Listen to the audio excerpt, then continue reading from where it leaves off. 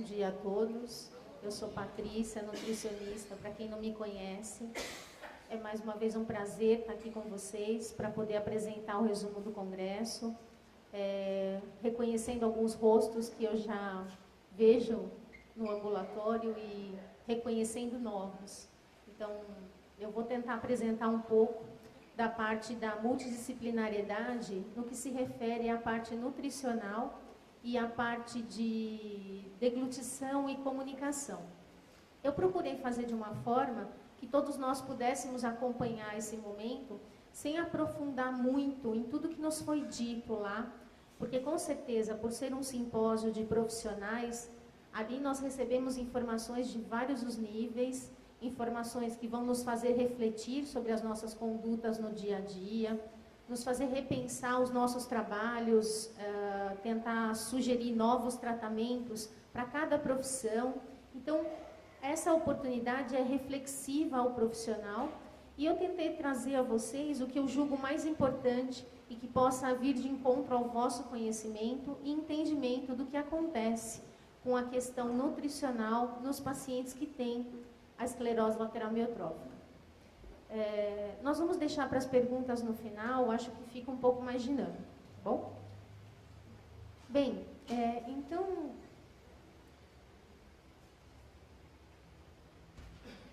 introduzindo um pouco, acho que o Dr. Abraão já fez os comentários de algumas áreas, é importante relembrar que nós participamos de um encontro de profissionais que antecede o simpósio, na qual se reúnem todas as associações e as ligas de profissionais que cuidam assistencialmente de pacientes com esclerose lateral amiotrófica. Um pouco diferente do simpósio, o simpósio nós encontramos cientistas, pessoas que estão buscando, investigando tratamentos, medicamentos, conversando sobre sobrevida. Esse encontro de profissionais é um momento onde profissionais de várias áreas, inclusive médicos, se reúnem para apresentar os seus trabalhos e para discutir algumas condutas. Neste encontro, nós pudemos participar, ativamente, então eu e o Dr. Abraão presentes nesse evento, onde foram abordados vários temas. Dentre os temas que foram abordados, eu tentei dividir didaticamente em dois blocos de tema. O primeiro grupo eu chamei de aspectos gerais, onde nós ouvimos trabalhos de países como o Reino Unido, os Estados Unidos, a Argentina e, por incrível que pareça, eles eram dominantes nesse congresso, diferente do que nós vimos em outros, onde nós encontrávamos a maior população europeia. Nós encontramos, sim, a Europa representada pelo Reino Unido e os Estados Unidos, mas era numa proporção muito igualitária.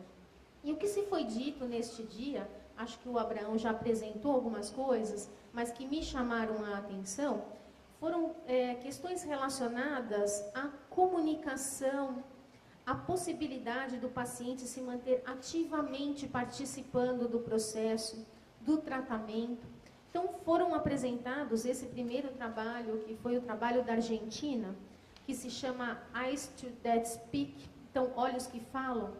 É um programa que eles estão desenvolvendo na Argentina e tentando reproduzir em outras partes do mundo, onde o paciente pode se comunicar através de programas computadorizados, interagindo diretamente na busca do conhecimento, na busca de informações, se comunicando com outros pacientes. Então, esta parece ser uma proposta bem interessante e de um custo acessível. Os argentinos estão desenvolvendo desde o software até o sistema como um todo.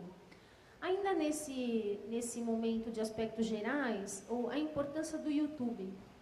Então, eu não sei se o Abraão chegou a abordar sobre isso, mas em que sentido o YouTube?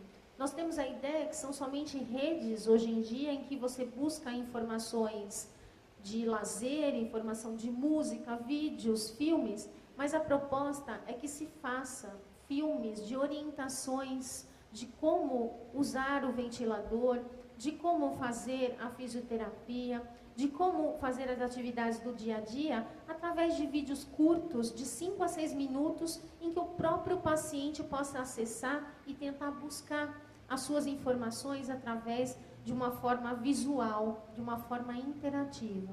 Isso nos pareceu muito interessante, porque nós podemos replicar isto. Nós, profissionais, podemos criar vídeos instrutivos, divulgar no YouTube gratuitamente e o paciente ter acesso a essa informação de uma forma mais rápida, principalmente aqueles que não conseguem muitas vezes se deslocar ao centro de referência para receber essa informação. Falaram muito, e não só na reunião da Aliança, sobre como cuidar das crianças e dos adolescentes que vivem com pessoas que têm doença do neurônio motor. Veja que interessante esse assunto, né? Explicando um pouquinho a importância de conversar com a criança sobre o assunto, de não fantasiar sobre o que está acontecendo, né? De tentar dar o máximo de suporte sem trazer a carga, o peso, à criança que ainda não está preparada para vivenciar uma situação como essa, mas não omitir a ela essa informação. E os adolescentes, uma ressalva ainda maior, um momento de transformação de personalidade, que eles sejam ouvidos. Então, houveram 2 palestras de psicólogas em que abordaram temas como este. Ainda nesse sentido, qualidade de vida dos profissionais. Eu cheguei e vi que o Abraão já estava finalizando esse assunto, a importância de cuidar das pessoas que cuidam. E se nós pensarmos no que é o cuidar é tentar se colocar no lugar do outro, só que da forma com que o outro precisa, e não com a forma que nós achamos que ele precisa. E isso traz uma sensação de limitação aos profissionais, porque nós queremos fazer muito, e às vezes nós não conseguimos, não podemos, o paciente não aceita, não é o seu momento. Então, cuidar dos profissionais que cuidam faz parte deste cuidado. E, por último, o acompanhamento do perfil dos pacientes que estão sendo tratados em pesquisas clínicas. Esse foi um assunto muito inovador, porque, como vocês devem saber, estão acontecendo muitos ensaios clínicos pelo mundo em busca de medicamentos que possam conter e retardar a evolução da doença. E alguns grupos estão estudando, principalmente os americanos, de como é que essas pessoas têm estado nos tratamentos. Não estado clinicamente, estado na esperança. Será que vai dar certo? E se não der, o que vai acontecer daqui para frente? Então, por mais que nós achemos que trials clínicos são muito bem-vindos, eles também são, muitas vezes, angustiantes e trazem ao indivíduo uma sensação de ansiedade. E eles têm acompanhado e dado todo o suporte. E nesse momento eles trouxeram falas das pessoas. E se nós pudéssemos gravar, né, as falas, vocês veriam o tanto de coisas que as pessoas têm a dizer a respeito da ansiedade e da insegurança de conseguir ser tratados. Eu só me lembro de uma, porque me marcou, em que o paciente disse assim: eu estou sendo tratado, a minha angústia é aqueles que não estão. E se der certo para mim, será que vai dar certo para eles? Então veja a dimensão com que as pessoas têm se comportado nesses tratamentos. Dos aspectos específicos, tinha muito pouco assunto direcionado, os assuntos eram um pouco mais gerais, mas foi falado sobre adaptações, né? Então, o quanto precisamos adaptar e os recursos tecnológicos dos países de primeiro mundo, com tecnologia de ponta, existem adaptações muito interessantes para trazer conforto. Falaram sobre o manejo da ventilação, que o Abraão já colocou, sobre o treino respiratório e sobre um assunto que nos foi muito discutido por mim e pelo Abraão durante essa reunião, que nós aqui abordamos pouco, que é abordar a tomada de decisões, né? Então, esse nosso caráter de assistência, ainda pela nossa cultura, nos dificulta a tratar de assuntos como tomada de decisões. Então, esse tem sido um tema de muito interesse dos pesquisadores. De que forma os profissionais devem dar apoio para que os pacientes e as famílias tomem as decisões. Decisões de todos os aspectos, pessoais, financeiros, econômicos, planejamentos, então que os profissionais de centros de referência que cuidam de pessoas com esclerose lateral amiotrófica vão ter que criar competências para conseguir abordar esse assunto e dar o apoio necessário às famílias e ao paciente. Abordando um pouquinho sobre o simpósio, nós sabemos que aconteceu na Bélgica. Neste ano, diferentemente do ano passado, nós tivemos 850 participantes, então tem aumentado a cada ano o número de participantes do evento. E nós contávamos com profissionais de todas as áreas, mas especificamente da nutrição, tinham 4 nutricionistas de alguns países. Então, vejo que a representação ainda de alguns profissionais é pequena. Nesse simpósio foram abordados vários assuntos diferentes do ano passado. E eu gosto sempre de trazer isso nesta reunião, porque vocês observam que os assuntos mudam, as necessidades mudam. Então, os congressos costumam abordar muito a parte médica, muito, porque é um simpósio médico, basicamente. Mas vocês observam que, dentre os assuntos, foi falado, por exemplo, sobre tecnologia assistiva, comunicação, banco de voz, a possibilidade do paciente gravar a sua voz, de gravar falas, para no momento em que ele tiver a dificuldade de se comunicar, ele possa, através de programas informatizados, manter a sua comunicação com a sua própria personalidade, com a sua voz, com a sua fala, com a sua forma de se reportar aos outros. Foi falado sobre cuidados com o paciente, novamente tomada de decisões. Vejam, um simpósio médico, nós estamos decidindo como ajudar a tomar decisões. Então, não foi só no simpósio da multiprofissionalidade, também os médicos preocupados em tentar ajudar o indivíduo na tomada da decisão. Falamos um pouco sobre a qualidade de vida e sobre as perspectivas futuras, que certamente será abordado ainda hoje. Retomando um pouquinho, até porque nós não sabemos ao certo se a plateia hoje é homogênea, nós precisamos relembrar um pouco que nós estamos falando de uma doença chamada doença do neurônio motor, aquela que compromete a célula motora e que limita os movimentos progressivamente. Então, nós estamos falando de sintomas como fraqueza, atrofia, a perda do tônus muscular, de fasciculações, que são aqueles movimentos involuntários que acontecem nos membros superiores, nos membros inferiores, muitas vezes no tórax. Estamos falando de espasticidade, aquela rigidez que vai acontecendo no corpo e que essa junção de sintomas vai trazendo dificuldades nos membros superiores, nos membros inferiores, na língua e na musculatura respiratória. Para cada forma de manifestação, numa intensidade, para cada indivíduo de uma forma.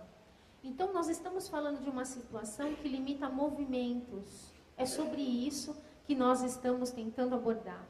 E quando nós pensamos nesta situação, e pensamos na área que aqui me foi proposta na nutrição, os trabalhos buscam tentar demonstrar se os critérios nutricionais podem modificar a evolução desta doença, uma vez que nós ainda não encontramos um tratamento efetivo e curativo para esta situação.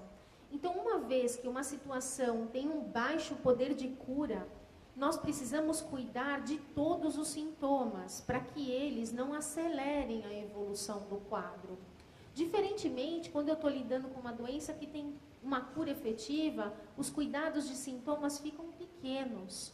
Nós estamos falando de uma situação onde há sintomas o tempo todo que precisam ser abrandados. Da questão nutricional, os principais trabalhos, nós tivemos uma sessão só sobre esse assunto, foram 4, o que eu achei de maior importância trazer aqui para vocês, porque isto muda o nosso dia a dia e traz a vocês o lembrete de que isso é extremamente importante, tão importante quanto aguardarmos os trials clínicos. Desculpa, nós não podemos só aguardar a medicação, nós precisamos cuidar dos nossos pacientes. E nesse sentido, foi apresentado 3 trabalhos americanos, um trabalho do Reino Unido, e o trabalho americano, como todas as pesquisas americanas, buscam epidemiologia. Então, o primeiro trabalho se relaciona à ingestão de alimentos e à funcionalidade do paciente. Eu vou abordar cada trabalho em separado. Os efeitos da gastrostomia na sobrevida. Será que este procedimento de fazer a colocação de sonda faz os indivíduos viverem mais ou faz os indivíduos viverem melhor? Foi falado sobre a redução de peso e a sobrevida. Será que o indivíduo perder peso acelera a evolução desta doença? Isso é verdade? Né? E a utilização de escalas para o monitoramento da disfagia. Disfagia essa que limita a ingestão de alimentos e dificulta o ganho de peso. Então, vamos tentar abordar eles isoladamente. Então, os americanos estudaram o quanto a ingestão de alguns alimentos poderia ajudar a diminuir a evolução dos sintomas. Eles estudaram 302 pacientes com idade de 63 anos, então uma população idosa, com índice de massa corpórea de 26 quilos por metro quadrado, que significa que esses idosos tinham um bom estado nutricional. Eles tinham a duração de sintoma de 11 meses, caracterizando uma população que está no início da evolução da doença. E nós somos conhecedores de que, em média, esse diagnóstico médico de confirmação leva em torno de 12 meses. Então, nós estamos falando de indivíduos no início da doença. A escala de função, para quem não conhece, essa escala de função é uma escala que contém de alguns domínios relacionados à fala, à deglutição, à salivação, aos membros superiores e inferiores e à parte respiratória. Então, isso é uma escala que os profissionais de centro de referências aplicam para tentar demonstrar que o tratamento está sendo capaz de conter a evolução da doença ou não, e se ela está evoluindo, em que velocidade isso está acontecendo. Então, esta escala, pessoal, deve ser aplicada em todos os indivíduos que têm esclerose lateral amiotrófica, periodicamente, de preferência a cada 3 meses. É muito subjetivo nós acharmos e podemos dizer assim, a doença evoluiu, né? Tem que medir pela escala. Ela é o nosso grande parâmetro mundial. É através dela que nós vamos medir. Então, eram pacientes que tinham 37 pontos na escala de funcionalidade. Só para vocês saberem, 48 é a normalidade dessa escala. Então, vejam que eram pacientes que tinham muito pouca disfunção. E pacientes que tinham a capacidade vital forçada, que é a parte respiratória, em 82% eram indivíduos com uma boa capacidade ventilatória, que não tinham a indicação de ventilação não invasiva através de BiPAP. Então, caracterizando uma população de início de evolução da doença.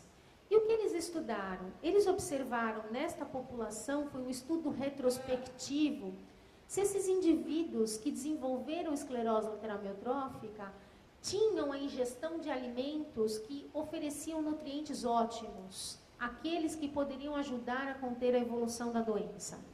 Dentre os nutrientes citados, esse estudo demonstrou que antioxidantes, né, ômega 3, vitamina C, vitamina E, vitamina A, fibra, ingestão de alimentos ricos em fibra, isoflavona, que é a proteína da soja, cisteína, vitamina D, vitaminas do complexo B e alguns micronutrientes tinham uma associação direta e com uma correlação positiva em ajudar a não propiciar a evolução da doença e, consequentemente, a não disfunção e a redução da capacidade vital forçada. No entanto, nós não sabemos as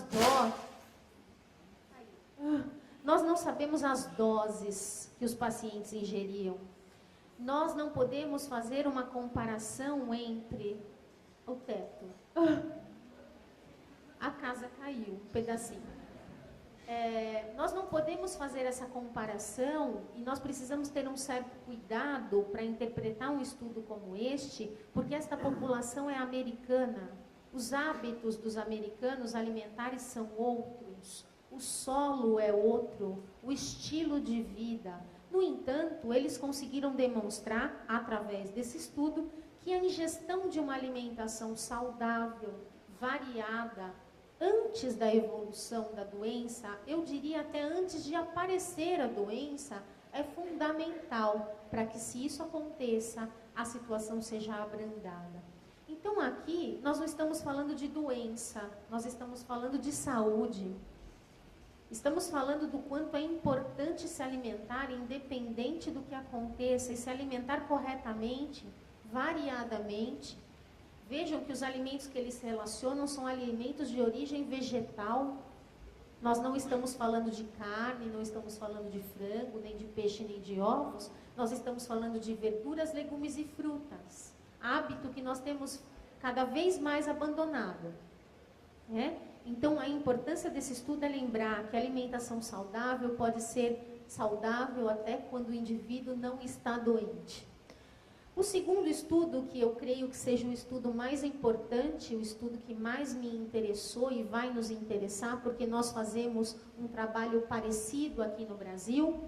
Esse é o professor, que tem um nome bem difícil, que é Stavroulakis, é um estudioso do Instituto Translacional de Neurociência do Reino Unido. Ele está fazendo um estudo multicêntrico em 24 centros de referência no tratamento da ELA, para saber se a colocação da gastrostomia tem ação sobre a sobrevida dos pacientes. Nós fizemos aqui no Brasil um estudo similar ao dele, com 218 pacientes, se não me falha a memória, em que nós estudamos a mesma coisa. E o que ele conseguiu demonstrar? Que a gastrostomia tem sim um efeito na sobrevida do paciente, quando ela é indicada precocemente. O grande X da questão, o que é precoce? É precoce quando o indivíduo ainda não tem dificuldade de deglutir, ainda não precisa de BIPAP e precisa colocar uma sonda para aumentar a sobrevida? Ou será que é precoce do início da manifestação dos sintomas? Que precocidade é esta? E nós, tanto aqui no Brasil quanto eles, não conseguiram demonstrar que momento é este. Este é o grande X da questão. Ele estudou uma população razoável de 345 pessoas, idosos, a maioria homens. A distribuição de alteração membros e bulbar era muito parecida, com capacidade vital forçada de 61%. Pacientes que ainda, por critérios que nós adotamos no Brasil, não estavam utilizando ventilação não invasiva. Eram pacientes que não se utilizavam BIPAP. E eram pacientes que haviam apresentado uma perda de peso de 8% nos últimos 3 meses do peso corporal total. Só relembrando, os critérios que nós utilizamos aqui no Brasil são redução de capacidade vital forçada em 50% e perda de peso de 10% em 3 meses, além da piora do quadro de disfagia. Então, observem que o estudo do professor é precoce no tempo de evolução da doença. E aí eu deixo aqui um questionamento, nós vamos poder abrir para conversar. Os indivíduos estão preparados para aceitar a colocação da gastrostomia quando não sentem a necessidade dela? Isso é uma mudança de cultura. Se eu sei que gastrostomia vai fazer viver mais e, consequentemente, trazer potencial de tratamento medicamentoso, descobriu a doença, precisa fazer gastrostomia. E isso é uma coisa que nós precisamos conversar. Ele demonstrou que a mortalidade em 30 dias foi maior no grupo de pacientes que haviam perdido mais peso, o que nos leva a crer que mais importante do que colocar a gastrostomia é não deixar o paciente emagrecer. Se nós pudéssemos repensar o momento de nós cuidarmos do indivíduo, não pode perder peso. De que forma nós vamos fazer isso? É que é o X da questão. Os japoneses já mudaram o foco. Embora a obesidade não seja um sinal clínico da população japonesa, os japoneses se propuseram a estudar, junto com os americanos, se a redução do peso determinado pelo índice de massa corpórea era sensível para dizer que os indivíduos que emagreciam tinham menor sobrevida. É importante só relembrar que obesidade ou perda de redução de peso é medido pelo índice de massa corpórea, demonstrado por uma relação entre o peso total do indivíduo dividido pela altura ao quadrado. Através dessa fórmula, nós chegamos a uma classificação de índice de massa corpórea que classifica os indivíduos em baixo peso, peso normal, acima do peso e obeso. Nós vamos considerar os indivíduos com baixo peso quando o índice de massa corpórea estiver próximo de 18 quilos por metro quadrado. Nós vamos considerar a obesidade quando o indivíduo tiver o IMC acima de 30 quilos por metro quadrado.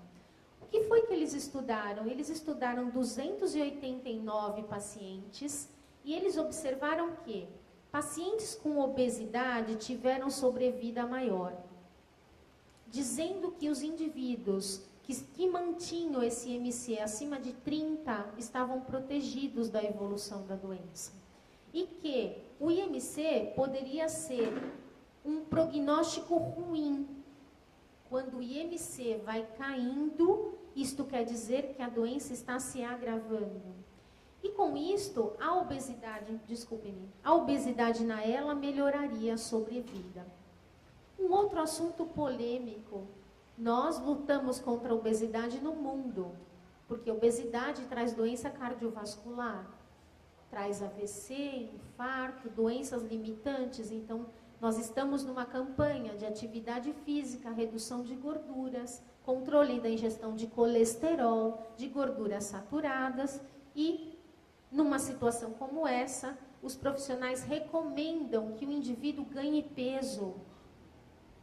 Contrassenso, né? Então, isto vem mudar a nossa cultura, mas isso está demonstrado. Nós não devemos fazer os indivíduos perderem peso, muito pelo contrário. Aqueles que começaram em obesidade terão uma proteção justificada, pessoal, pela questão de que o hipermetabolismo da doença acelera a evolução. Os pacientes que são obesos vão ter muito mais reserva de gordura para dar conta do catabolismo da doença do que os indivíduos que já são mais emagrecidos. Em relação à disfagia, que foi o último trabalho, disfagia, para quem não o lembra ou não o sabe, é a dificuldade de deglutição, que muitas vezes é o primeiro sintoma. Arranha aqui, tem uma sensação que está parado, fico engolindo a saliva várias vezes, levo muito tempo para me alimentar, escorre da boca, faz uma pressão, eu cuspo longe, faz barulho. Isto é disfagia, dificuldade de deglutição, sinal da doença. E muitas vezes esse sintoma não é valorizado. O indivíduo passa a ingerir menos, a excluir os sólidos, a não beber líquidos. E com isto vai diminuindo a ingestão de alimentos e levando a tal perda de peso, que agrava a evolução da doença. Este é o trabalho que fono e nutricionista fazem de mãos dadas. E que junto com esta equipe, a fisiorrespiratória. Então, nós somos um trio, é um casamento de 3. Né? E nesse momento, nós bem sabemos que a disfagia pode acelerar a desnutrição do paciente e pode trazer em 25% deles pneumonia, que corresponde a 25% da mortalidade dos pacientes, é por problemas respiratórios. Cuidar da disfagia, monitorizando disfagia, é fundamental para manter a função, para proteger o pulmão e para não fazer o indivíduo perder peso. Esse foi um estudo americano em que eles relacionaram 3 escalas, uma escala que é o Eating Assessment Tool, que é uma escala fonoaudiológica, uma escala de aspiração para ver se os indivíduos aspiravam o conteúdo alimentar e uma escala de função. O que foi que eles encontraram? Que essas escalas precisam ser aplicadas durante todo o tratamento do paciente, para que seja um norte de direcionamento, de mudança de consistência, de adoção de gastrostomia, de exclusão de alimentação por via oral, com que finalidade? De indiretamente ajudar na sobrevida do paciente. Então, fazer tratamento com a fono é fundamental.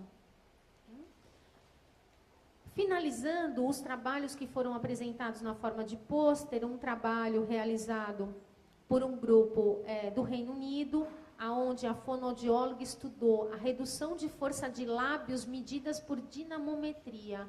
Então, esta chupetona que tem aqui, nada mais é do que um dinamômetro.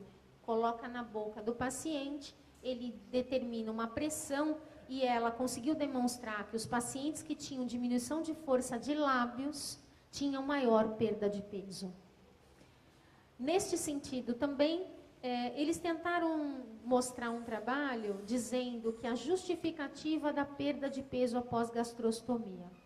Muitos pacientes colocam a gastrostomia na esperança de não perder mais peso e continuam perdendo peso. E qual foi a justificativa pelo qual este grupo americano demonstrou no trabalho deles? É que os indivíduos perdem peso após gastrostomia por indicação nutricional incorreta ou por não uso da terapia recomendada pelo nutricionista. Eu ainda estou conseguindo deglutir, eu não preciso usar a gastro, né? E a gastro, na verdade, é a grande alternativa para que a perda de peso não aconteça. Então, isso é uma falha de processo. Gastrostomia e sobrevida, também um estudo americano demonstrando que a precocidade da indicação deve ser feita, em especial nos pacientes que têm acometimento membros. Os pacientes que têm acometimento bulbar, a disfagia é o primeiro sintoma e nós indicamos rápido gastrostomia quando o comprometimento é bulbar. Mas na ela membros, a disfagia leva tempo para se estabelecer. É um quadro mais arrastado e eles demonstraram que esses são os pacientes que precisam dessa indicação também precoce. Esse é um estudo, também é um estudo que está em andamento, um work in progress, em que eles estudam se a nutrição enteral é capaz de alterar a sobrevida, não só a gastrostomia, porque a gastrostomia é um acesso à via enteral, mas a sonda nasoentérica também o é. Então, será que o que muda o curso da doença é a nutrição artificial independente da via? E esse é um assunto que muito nos interessa. Finalizando, pessoal, quais são as diretrizes, então, se nós pudéssemos resumir? Precisa acompanhar o peso corporal, precisa fazer essas medidas sequenciadas e acompanhadas por um nutricionista. Precisa fazer avaliação de disfagia e de avaliação respiratória concomitante.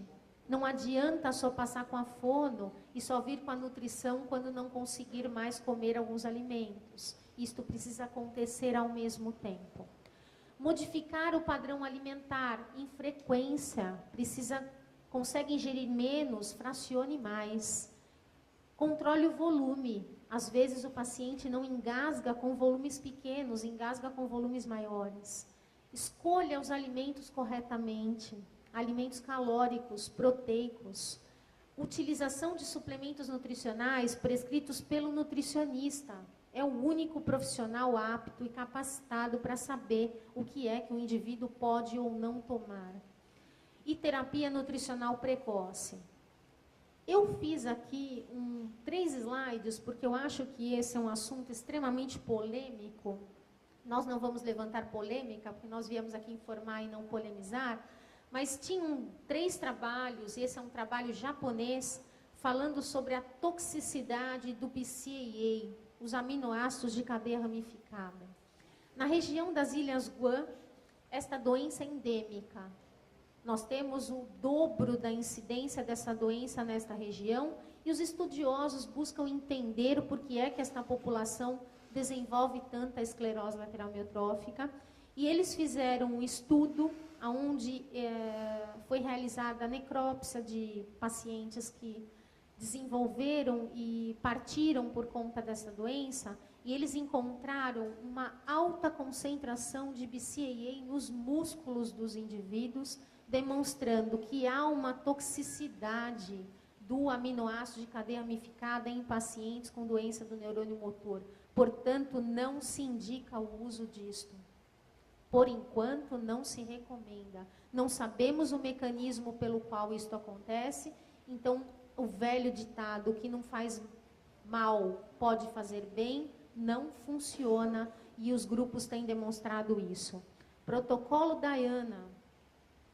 Este é um outro assunto polêmico. Nós aqui do Brasil temos participado há aproximadamente 10 anos, acho que um pouco mais, dos simpósios internacionais, e em nenhum simpósio até o dia de hoje a massa científica mundial sugere protocolo Diana.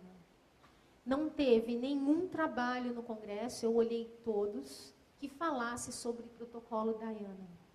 Há uma publicação de 2013 realizada pela União Europeia do Estudo da Esclerose Lateral Amiotrófica, um estudo interessante que esboça todo o protocolo Diana e contraindica o uso do protocolo Diana, uma vez que não existem evidências. Em nenhum momento está descrito que o protocolo pode trazer toxicidade. Diferentemente dos aminoácidos de cadeia ramificada, não há evidência. Isto não quer dizer que não tenha alguma função.